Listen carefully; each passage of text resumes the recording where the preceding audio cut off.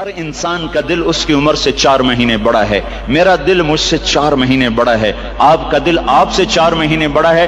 ہر آدمی کے دل کی عمر اس کی عمر سے 4 مہینے زیادہ ہے. میرے اندر جب روح پڑی اس وقت سے میری زندگی شروع ہوئی, پر میرا دل روح کے بغیر ہی دھڑکنا شروع کر دیتا ہے.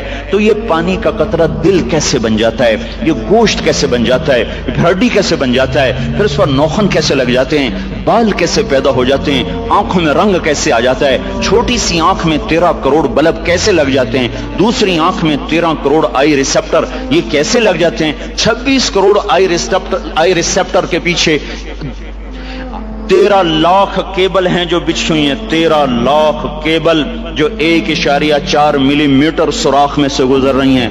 13 لاکھ تاروں کو 1.4 ملی میٹر میں سے گزارنا, یہ کون گزار رہا ہے کہ تاریں آپس میں سپارک نہیں ہوتی؟ اگر انہیں سپارکنگ شروع ہو جائے تو میں آپ کو الٹا نظر ہوں, آپ مجھے الٹے نظر آئیں, مسجد الٹی, گاڑی الٹی, بیگم الٹی, میاں الٹا, دفتر الٹا, ہر شے الٹی. یہ کون ہے؟ سائنس پریشان ہے. یہ کون سی طاقت ہے جو 1.4 ملی میٹر میں سے 13 لاکھ کیبل کو لے کے جا رہا ہے اور ان کو آپس میں جڑنے نہیں دیتا, ملنے نہیں دیتا, سپارکنگ نہیں پیدا ہونے دیتا؟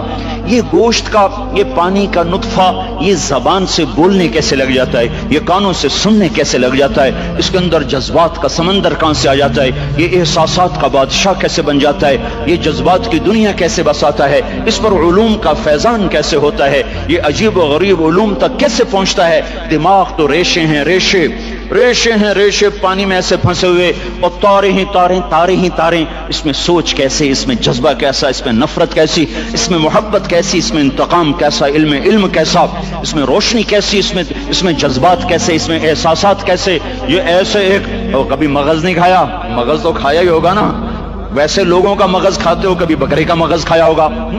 تو وہ کیا ہوتا ہے, بکرے کا مغز آگے پڑا ہوا ہے, مغز پڑا, تو دیکھو یہ کیا چیز ہے, کچھ بھی نہیں ہے. تو اس میں سوچ کہاں سے, جذبہ کہاں سے, احساس کہاں سے, لطافت کہاں سے, جمالیاتی حس کہاں سے, یہ سب کچھ کیسے ہو رہا ہے.